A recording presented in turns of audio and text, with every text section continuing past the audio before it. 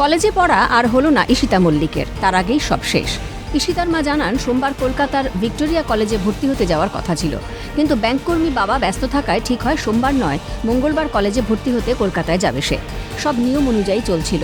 দুপুর 2টো থেকে 2:30-র মধ্যে কৃষ্ণনগর শহরের মানিকপাড়া এলাকায় ওই তরুণীর বাড়িতে ঢুকে পড়ে দেশরাজ সিং নামে এক যুবক। তারপরেই শুট আউট।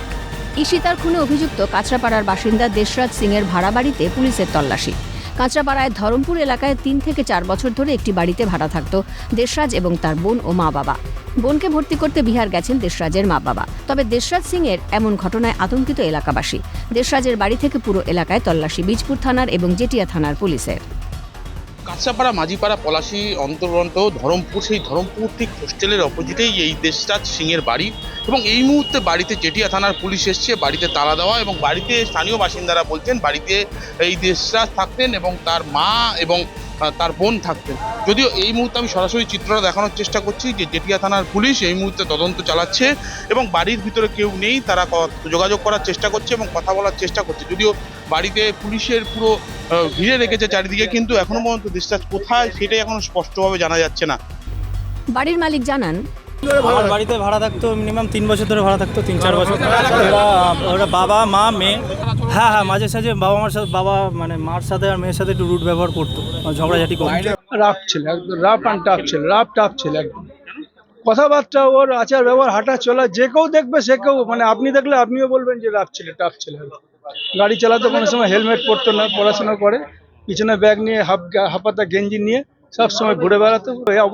অবশ্যই প্রশাসন উচিত অ্যারেস্ট করা হয়। বাড়িতে ওর মা আর একটা বোন থাকতো, আর বাবা NDRF এ চাকরি করে। দেখুন, ছেলেটাকে দেখে আমরা কখনো বুঝতে পারিনি ছেলেটা এই টাইপের। আগে যেটা বললাম, ছেলেটা বাচ্চা ছেলে, একটা স্টুডেন্ট, একটা সফট যেটা থাকে আর কি, সেরকম একটা সফটনেসও আছে। কিন্তু এরকম ঘটনা আমি তো জাস্ট অফিস থেকে ফেরার পথে শুনে আমরা সত্যি শকড যে এলাকার মধ্যে এরকম হবে না। সেইভাবে ওকে চিনতাম না, এমনি রাস্তায় যেতে আসতে যেটুকু দেখা।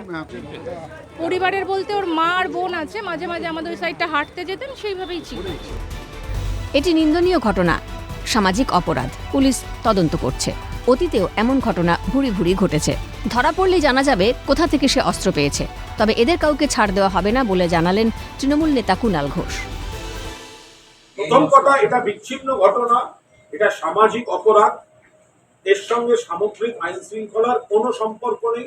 আপত্তিকর ঘটনা, নিন্দনীয় ঘটনা, এর মধ্যে কোনো রাজনীতি নেই। প্রাথমিক যা খবর এসছে, পূর্ব পরিচিত, ডিমার্কেশন রাখো, ব্যক্তিগত একটা কেমিস্ট্রির জেরে সেখানে খুন, আর সার্বিক আইন শৃঙ্খলা। বাংলায় অতীতে এই ঘটনা ভুরি ভুরি ঘটেছে, অন্য রাজ্যে ভুরি ভুরি ঘটছে।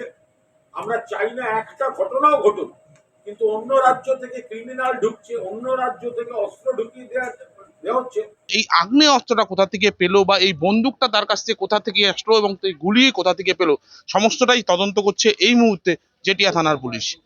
কাঁচরাপাড়া থেকে ক্যামেরায় ধীমল দত্তের সঙ্গে শান্তনু আচার্য, ক্যালকাটা নিউজ।